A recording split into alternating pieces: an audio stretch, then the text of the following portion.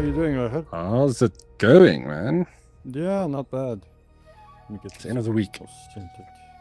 End of the week. That's the best part of the show. Weeks never end. It just means work goes into weekends. And weekend activities. That's it. Welcome, everybody. It's another Friday, second episode of a little show we call Veterans Vault. We are veterans. We live in a vault. We play games from the vault. And James is here to introduce us to some new and old games that are, that you're going to want to play this weekend, that's for sure.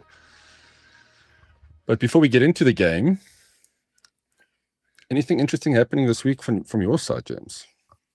So I've got something interesting I want to tell you about. Something that gaming-wise, I just want to quickly give people a heads up on a new demo that's landed. A game I've been watching for a while. It's coming out later this year, called Replaced. It's a cinematic side-scrolling game with absolutely stunning 2.5D pixel art work. I don't know if you want to play some of the footage there so guys can see, but I've been looking forward to this demo for a while. I haven't tried it yet. I'm going to try it this weekend, though. Oh, that looks interesting. So, I mean, what kind of, is it a, it's like a side-scroller. It's a side-scroller. It's a cyberpunk-themed side-scroller. So, I mean, side-scroller is not a genre. It's like 3D platforming, thing like that. It's a way of building a game, representing a game. So you get lots of side-scrollers. Yeah. This one, though, does really pull more into that cinematic side-scroller. One of the classic examples being Flashback, maybe Prince of Persia. More recently, there were Planet of Lana was a big one as well. Oh, yeah. So this falls really into that. If you like side-scrollers, if you like things that are more movie-like, if you like cyberpunk worlds, if you like a combination of action and puzzles and some story building and all that, this seems to have a lot of it. Like I said, I haven't played the demo, but it is on Steam now. It released this week, and I suggest if this at all tickles your fancy, go jump onto it, because I think it's releasing in about 2 or 3 months. Yeah, I've just added it to my wish list. This looks really fun to play. And again, I think this will also play well on a handheld gaming device, to be honest with you. Sit back on the couch or on a very big screen. This looks like it could be quite beautiful to look at as you play. Yeah, I think it's both. And again, it's just amazing. Like this video doesn't really show it, but this uses a pixel art aesthetic, and it's not the pixel art from back in the day. It is so impressive how modern games are able to use pixel art at such a high level of fidelity, plus blending it with other effects. You're seeing a lot of lighting effects there, a lot of effects, signals like that. So there's a generation of games that are just amazing at doing this kind of thing. So to me, even if this is not a great game or a very short game, I still want to play it. It just looks so beautiful. Why wouldn't you want to just get into that world and just mess around in there? No, exactly. I love the look of this. Now I've added it to my wish list. I will get it, and I'm sure we're going to feature it on the show when it comes out. Yes, hopefully we will. I understand on your side, you got something where I don't think I would need what you have to play this game, your hardware. Yeah, so I actually just, if you guys want to check out the full thing, I've just released this video. The embargo just lifted. But this is a new graphics card from MSI. You can guess the price afterwards when I've explained to you what this card is. So it's a 5090X 32G, so it's got 32 gigabytes of video memory. This series of cards is only 1,300 of them made now, but I've actually seen there's a few additional ones that's custom made for certain tech influencers and YouTubers and journalists and stuff, which is very cool, like with their name on it. These are individually numbered from 0 to 1,300, and it's excessive in price. It's what makes this so unique, not just the build, everything. It's the fact that the chips that make up this 5090, it's kind of the golden samples. I'm sure you remember what those were from back in the day. They basically test all the dies from the wafer, and these are the top 1% the chips that run the best. We got card number 29 there, as you can see. Well, Run the best. Intel language, that's why you get i9, i7, i5, i3. It's about the quality. Yeah. The Core Ultras now, well, the high-end chips. And then they have the engineering samples, which would be these ones, which is the ones that you can push the highest. Obviously, in terms of it's actually ridiculous in terms of benchmarks. I'm just kind of fast forwarding to it now. It's got an 8-inch screen on the side there. I mean, that's not bad, right? So you can watch a movie or your stats. It's actually very cool. So you're gonna have a state-of-the-art graphics card, and you're still gonna have multiple screens. Are you still gonna sit there and watch your Netflix? I mean, expensive graphic cards runs a game. Yeah, that's. I mean, okay. Well, in fairness, I'm not a PC builder anymore, and I'm not what I call a 4K gamer, right? But I know some people who would sell their house for a card like this. Yeah, no, we know some of those people personally too. Yeah, look, I played with a nice 4K monitor there too. But yeah, look, honestly, this thing is ridiculous. Benchmarking is actually just a joke because it just runs everything at basically max that you can run it at the moment. As you can see, they're well over 300 frames per second on ray tracing extreme in Cyberpunk. And that's not even overclocking it. That's just putting it on its highest extreme setting. So yeah, drool-worthy stuff. Sadly, it's gone back. I only had a few days with it. So now I'm back to my old 3060, 3070. I don't knock it. Life is dull. I love my 3060. I'm not a big, but I'm not a 4K gamer. I'm happy with 1080p. I'd rather, have nice performance. When you think about it as well, I've been wondering about this. Gaming, a large chunk of gaming is moving into kind of the 1080p territory. Look at the Steam Deck, look at the Switch. And when you look at a lot of people who play those games, it's not like they have necessary consoles or big rigs. They are happy playing the games. And when you're especially playing a handheld over here, you don't need that high fidelity.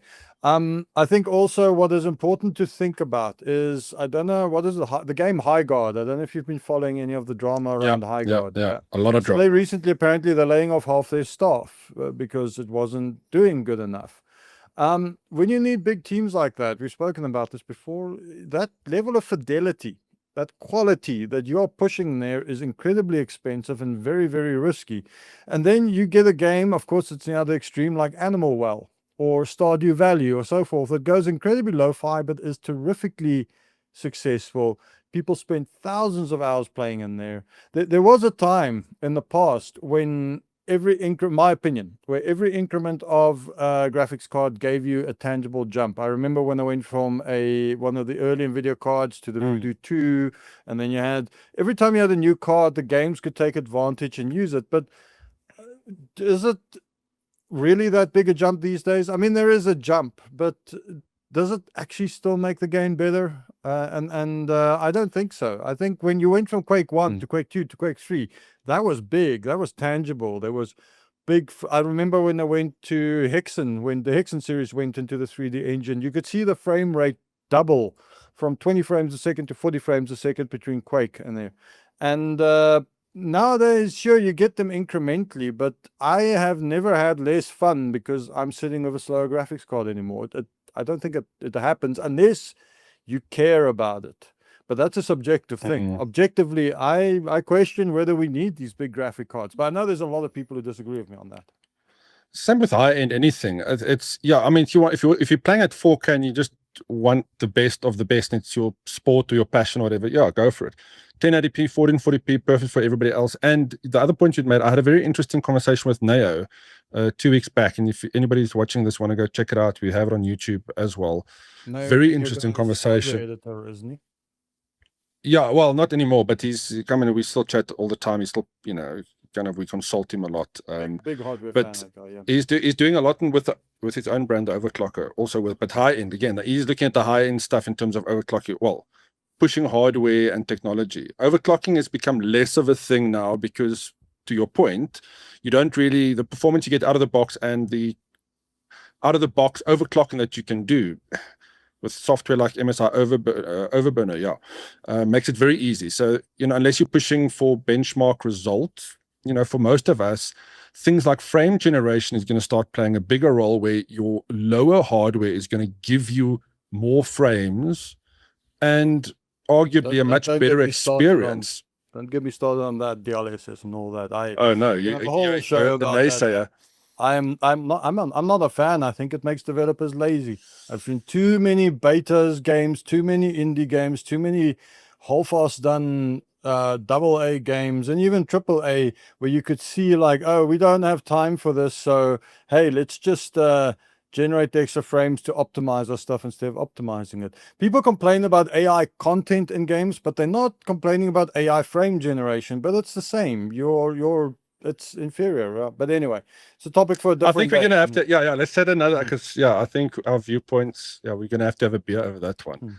Raymond is saying he still remembers having to choose between hardware and software rendering when he got his first NVIDIA Rivia 8 megabyte card back in the day. Couldn't believe how Need for Speed looked on it. There were massive jumps, because, that was still, in many ways, infancy of gaming. So, yes, that would have been there. But it means for everybody who wants to get into gaming, or at least game on a budget, we are in the best space in gaming history, honestly. Not only do you have access to very mature games. We were until AI shot memory prices through the ceiling. So we're the best time to buy second-hand hardware. Go buy second-hand hardware. Even that's going to shoot up in price, right? Supply and demand. Yeah, but anyway. It already has. I find it amazing that not long ago I bought a card with 12 gigs of RAM because 8 gigs does not cut it anymore. And now we're seeing them saying, oh, they bring out 8 gig cards. I'm like, well, are you telling the developers about that? Because so many games just don't run well on 8 gigs anymore. Especially the AAA stuff. But look, I agree, and it's not just it's accessible because you get very nice mid-tier cards. There used to be a time when you bought a mid-tier card, it just wasn't good. Now you can buy store. If you get something in the 30 or 40 range from Nvidia, for example, those are decent cards. They will carry you. You're not going to get full fidelity. So if you bought that massive HDR screen and all that, maybe not. But if you just want to play games, and if you don't feel like you're being thrifted on this, mid-range cards are great. And if you're watching at the competition coming out of Intel's Arc stuff, with stuff AMD's doing, I think Nvidia has taken their eyes off the ball, focus on AI. So I think that we're going to actually get a renaissance in graphics cards as well. But the memory thing is an issue right now. Unfortunately, hopefully a lot of people are scaling up. In a few years, we're going to have a lot more memory production. So maybe not right now, hold on to your rig, but give it a few years and you'll probably be able to get some really nice deals and really powerful hardware at a good price. Yeah, Keegan says secondhand hardware is the way to go. So, okay, I'm going to say one thing closing, James, then we're going to get into our game. All right. And this to me is the point where frame generation is going to really help. Because we don't have access to potentially the hardware that could run the game better. I don't disagree with what you're saying in terms of some games aren't optimized, but let's definitely have another conversation about that. Done. Okay. Yeah, done. Okay, so we're going to show you a little trailer now of the game we're featuring this week. It's a gem that James discovered. How long have you been doing this game? Is it a fairly new one for you? Yeah, less than a month. But very, very surprised. So let's play the trailer and then I'll get into it.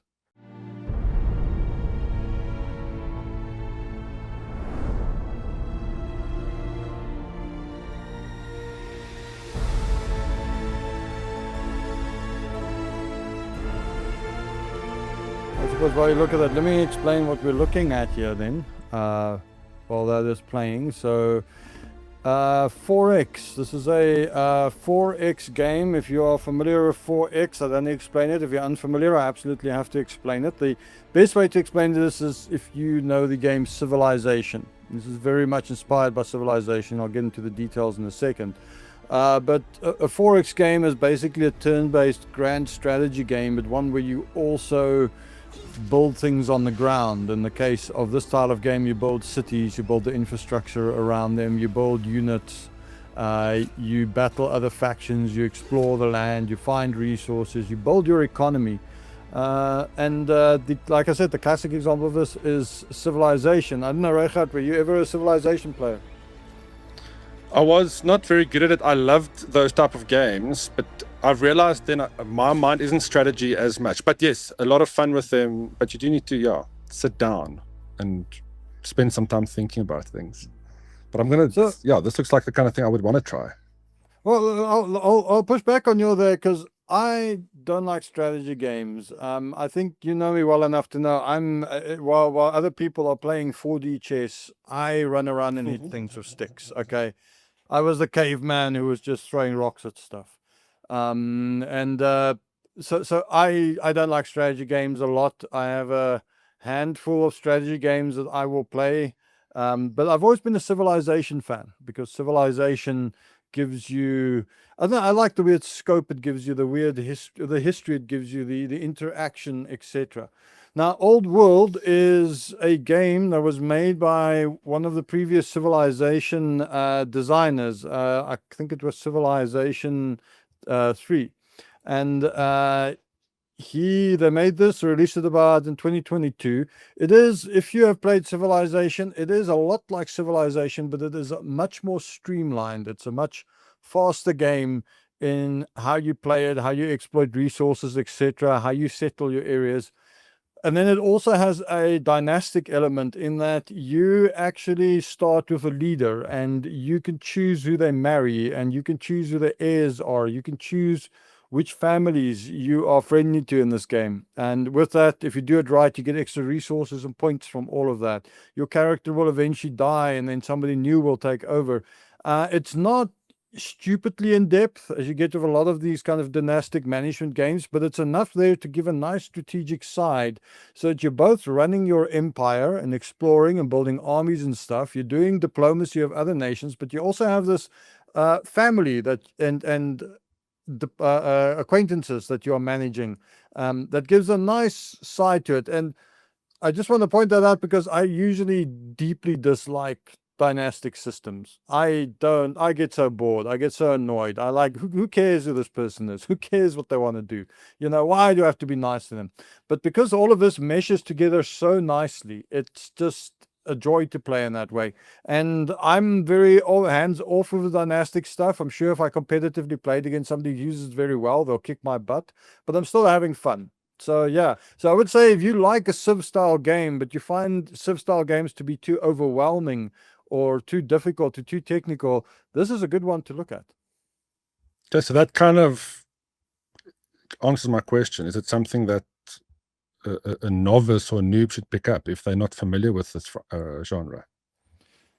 Yeah, I think they would. It has a very extensive tutorial. I think it took me 4 hours to play through the 6 tutorial lessons, which is, that's this type of game. So they explain the concepts very well. But what I also like is the information is not very convoluted. The resources you pull, you can easily see what your resources, how much you're pulling in. You can see which city is doing more. It seems that everything in the game is shared as a pool. So if you generate enough food, it feeds all your cities. I do have to just speak under correction here. I've not played enough of this game to really get into some of the technical details. There's a lot of depth you can unearth. This is just my experience so far playing it. But what you end up with is a much more streamlined and often faster game than Civilization. Civilization games can last hours and hours and hours. Whereas I have with somebody played a multiplayer game where within 3 hours you've played the game. Another big difference between this and Civilization, this only covers ancient periods. It does not go into modern eras or technologies. I'm not exactly sure where it caps itself, but the focus here is on ancient technologies, ancient periods, lots of historical figures in there. So you don't get this ridiculousness where somebody suddenly invents technology that just is a level or two above what you have and now they're kicking your butt, which is a big issue for me in currently Civilization 5, 6, and 7, which also, I mean, 6 I've played a lot, 5 as well. So yes, this is by people who know Civilization. They've worked on Civilization. In fact, the developer Mohawk Games was founded by a guy called Soren Johnson, who was the lead designer of Civilization 4. And Nice. everything that was wrong with Civilization or stagnant or all that, I kind of feel is addressed here. And it does it better if people know the genre. You get games like Millennia and Humankind. I've played them as well. I hands down prefer Old World. I think it is far better than any of those. And frankly, it is far better than Civ 7. And to me, on par with Civ 6 and Civ 5, but less convoluted. Just so take us through a play-by-play here. No, I'm just kidding. Very quick. Raymond, Yeah. Raymond's actually asking, is 4X something like Dune? So which Dune? There is a Dune strategy game that came out recently that would sit in 4X territory. So 4X is strictly strategy. So first thing is, it is strategy and it is turn-based. So it's not the same as real-time strategy. So for example, you had Dune 2000 way back in the day, was one of the first real-time strategy games. You get a turn in which you make your moves, then your opponent gets a turn which they make their moves. What makes this game different though from something like Civilization is you actually have a limited amount of orders that you can spend during a round. So you can't actually move and do everything. Everything requires orders. So you have to prioritize what you give orders and what they do. And also, for example, if you tell a builder to build something, while they're building, every round they're going to consume a certain amount of orders. But you can increase the amount of orders you get per round through improving your legitimacy, and there are other ways as well. So it's a balance of expanding the amount of orders you get, using them smartly, and then building up your cities. You colonize new cities, you create new cities, you colonize new areas, you improve your cities to build resources. If you look there at the top, you can see there's the apple for food, there's also money, there's stone, there's iron. So you build basic things to get you those. Certain tiles will give you bigger yields. And then you expand, and as you expand with more cities and you build your power, you encounter other nations. There are both small tribes and large nations. And this is a small map where there are several small tribes. You can actually, I think, see one of them up there. And there's a city site. The game predetermines where you can put cities. So the rush is a bit different to moving around, but than Civ, but it's more orderly. And then in this game, you also have the Romans and the Greeks. And at the end of the day, you can win by building more wonders. You can win by conquering them. There are various things that you can set that will help you advance and beat your opponents. So Raymond says, yeah, that was Spice Wars he was talking about. Yes, very fun game. I'm a big fan of it. That one is a little bit more real time. I haven't played it in a while. I played it when it came out. I would say that is Spice Wars was a mix between 4X ideas and real time strategy ideas. It's a hybrid game that fits between the two. So you also mentioned Frostpunk too, and that's another game that I heard so many people told me about it, and then I started playing it for a bit. And people that don't normally, I would have imagined, play this type of game. Yeah, it's interesting. Frostpunk is like a very hardcore city builder. So to just and these all overlap as genres, but the city builders really focus on building a city and managing the nuances inside the city. Whereas a game like this, you manage your cities and you build them, but you manage multiple cities. So it's only one aspect of a larger game. Now in Civilization, a individual city would require a lot of babysitting because you really had to nurture each one individually. Well, I find you have Old World, because it merges a lot of the management elements, as long as your cities overall thrive, you're okay. You're not suddenly going to have one city go completely off the rails because you didn't build enough farms there or something like that. You still have to look at individual happiness. You can assign bonuses and governors and stuff to manage that. But again, they took a lot of his ideas from Civilization and other 4X games, and they built a much more compact, streamlined version, in my opinion. It's just more fun to play. That's why I've been enjoying it so much. It also gives you a little bit more diversity in how you play. The problem with playing with some Civilization guys is they really know how to get the right strategies, and they kick your ass in no time. This one's got a little bit more variability. There's also an RNG element here that you cannot specifically choose your you might see it now, you can't choose what you research. It gives you a set of cards and you have to choose from one of them. So every playthrough, you don't exactly know what you're going to get. You can't stick to every strategy at the same time, and that actually makes it a lot more fun. Well, it seems like it's quite a lot of strategy that they have to implement, which is something I don't necessarily have in games. I was about to ask facetiously if I could go in RTS, go in first-person style, and just start taking out villages. No, it doesn't work. So yes, here's what I'm gonna say. If this tickles your fancy, but you're not sure, the other big bonus about this game is it's far cheaper than all the competitors. I think base version is less than 400 rands. You can pick this up on sale now and then for less than 200 rands. You can play around in it a little, so it's low risk. You can play around in the middle of a tutorial and see if you like it, and then refund it if you don't like it. And if you really do like it, there is a ton of DLC content for this as well. That's actually why they push the sales, because they're actually trying to get people to do the DLCs. But it's very much a cult game. It's a niche game. A lot of people don't know about it, and I'm hoping to change that, because it has excellent polish. It really understands the genre it's in. The multiplayer system it's brilliant. It's got everything from real-time playing to play by cloud, where you can play turn by turn, to hot seating, all of that. If you're a Civilization or Millennium or Millennia or Humankind player, you really have to try this. And if you are not, and this looks remotely interesting, running an empire and a dynasty for a couple of thousand years, then you should also try it. And like I said, $400 or less. Not a lot of games. The new Diablo is $800, and that's Diablo 2 Remaster. I mean, it's half the price of the Diablo 2 Remaster. So, yeah. And that's exactly the kind of game we'll be talking about on the show every week at 1 p.m. So, I mean, you basically answered my question. Certainly not a game aimed at me, but thank you for clarifying. And I think we had a few interesting questions to this regard too. Just who would have fun with this game. But there's no doubt, looking at the ratings, that the fan base is loving it. It's a big cult game. And in fact, I think what I want to do is maybe this will help people understand 4X a bit more. Reichardt, I'm going to put you on the spot. I've got some trivia for you to ask, to sit around the game today, or the genre. Let me get my AI ready. I'm not using. All right. Hey Siri, switch on. No, I'm just joking. Let's go. Well, you can't trust with this anyway. 9 out of 10 questions are going to be correct of AI. But that last one, that's the problem. Okay, why is this genre called 4X?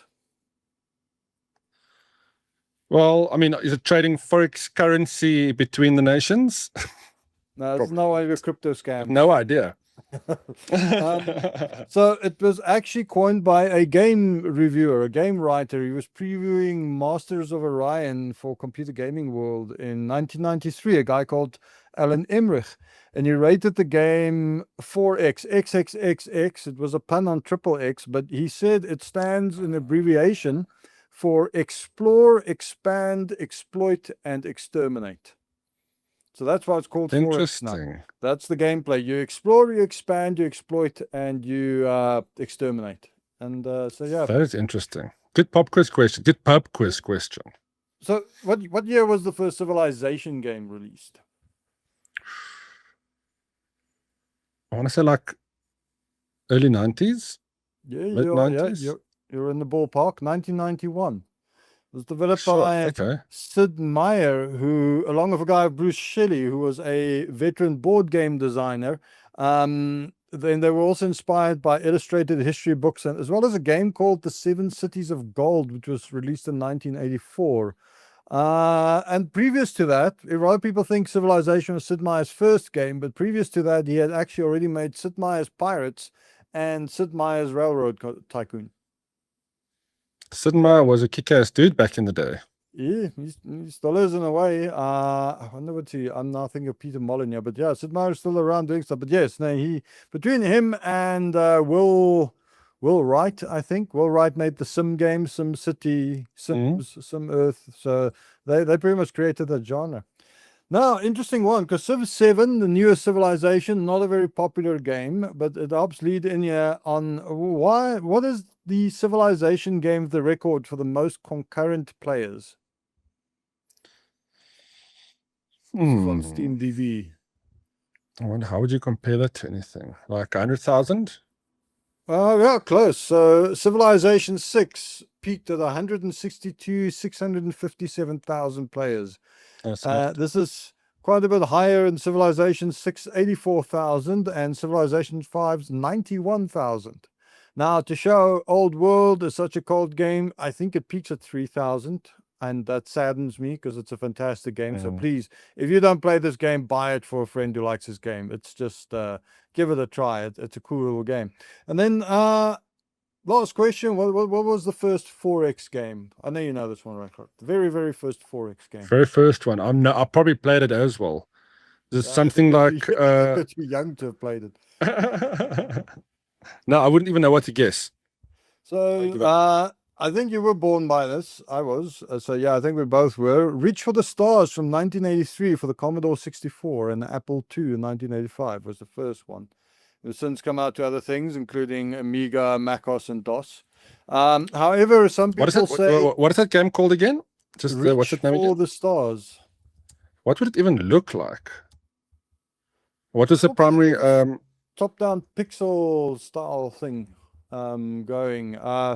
In fact, there is an older one that was from 1977, I believe. It was called Warfare. I think that's the right name. And but because it was only initially released for the PDP-10 mainframe, obviously nobody played that because I don't know. Have you ever owned a mainframe? You know. So yeah, when my younger days, yeah, definitely. Oh, there we go. Now I'm just pulling up this game here. Check this out.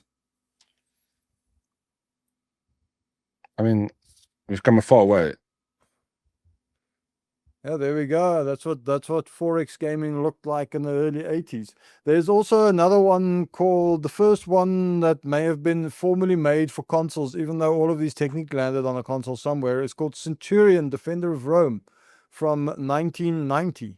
That is considered the first console native 4X game.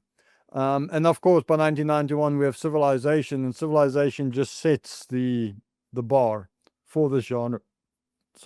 Sets the bar for the genre. And ever since then, it's been games like that, Masters of Orion being another one. There's a whole genre of different, especially intergalactic 4X games, but Civilization is not only the benchmark, it is the one for history or playing with older civilizations. But the interesting thing that there's been at least a decade of 4X games before this. Of course, 4X only getting a genre name, like I said, in 1993 with that preview in Computer Gaming World. Sure. I keep getting reminded looking at that footage of just, I mean, when we were growing up, we had the basics, right? Imagine just knowing what you know now, just in terms of we are living in the future, and we have the most amazing games at our disposal, honestly. That's what I say. Even at the most basic tech. I don't think you need the latest graphics card today to have a fantastic gaming thing. I remember when Quake came out, I didn't have 4 gigs of RAM on my machine. I couldn't play Quake because Quake needed that. You had to go up to 8 gigs because between the operating, I think Quake needed 4. So you just couldn't play Quake, period. Like you couldn't, there was no low frame rate or anything like, you just couldn't play the game, period. You couldn't. until you had 8 gigs of memory. And that's when it meant like hardware stopped you from playing a game. But I mean, now it just stops you from playing the game at its most ridiculous pretty version. And maybe weirdly, because I don't like it, but the thing about frame generation and that, I'm going to start asking, if stuff like DLSS and all that become popular, do you actually need a new graphics card? Do you need a high-end card? Because it's all being done more and more on the software level. So how much does the actual will hardware matter in 5 years as much as it did now? It's maybe a future conversation. No, definitely not. Definitely not. Again, for anybody listening, check out the interview I did with, or the podcast I did with Neo. He's got some very interesting insights on this too. And basically what you said now, hardware doesn't really matter anymore, you know, unless you have specific applications. Most of your games would be able to play on basic hardware that is software accelerated, or in some way to get you that high performance that you would require high-end hardware for otherwise. Yeah, I mean, these days you need the graphics card for 2 reasons: crypto scams or AI slop. I mean, otherwise you could just get a 30 series, you know, while they're still available. While Nvidia still makes good cards, another topic for the future. I'm worried about Nvidia. I think they too, all their best minds are going towards AI, and they're like leaving us with the dregs, you know. But maybe we should have Neo on the show one day so you can talk about that. Well, definitely. We should dial him in when we have that conversation for sure. Yeah, look, I would say, go and get it while it's hot. At least we got enough to play with, enough to keep us busy for a while, and lots to play this weekend. Yes, please try Old World. Good price out there, worth toying with. I think it's also a very good gateway game for 4X. If you're not sure if you would like 4X or not, try Old World. I think it's streamlined. It looks good. Nice soundtrack. It is so nicely done. It is so well built. It deserves a much bigger audience, both for people who like the genre and people who don't know the genre. So yeah, go out and get it tried this weekend. Well, thank you so much, James, for that really deep and insightful insight. And I think you've answered a lot of questions for a lot of people watching this after the fact. You're going to go, I'm going to go check this out. Check out YouTube videos as well on it. A lot of people, they love it. Oh yeah. Start with this. Let this be the gateway video, and then you will get sucked into all the DLC that you spoke about. Thank you. So next week we're going to look at something a bit more mainstream, but a game that's close to my heart. Also made technically by a AA studio, but a complete 180-degree difference from what we spoke about today. So yeah, we'll see you guys then. I love the change in directions here. That is very cool. We're going to learn a lot, and we're going to play a lot of games. Always keep it fresh. Never let people know your next move. All right, James. I know we need to. Underwear. Nothing else to say. Thank you, James. We'll see you next week. Cheers. Cheers, guys.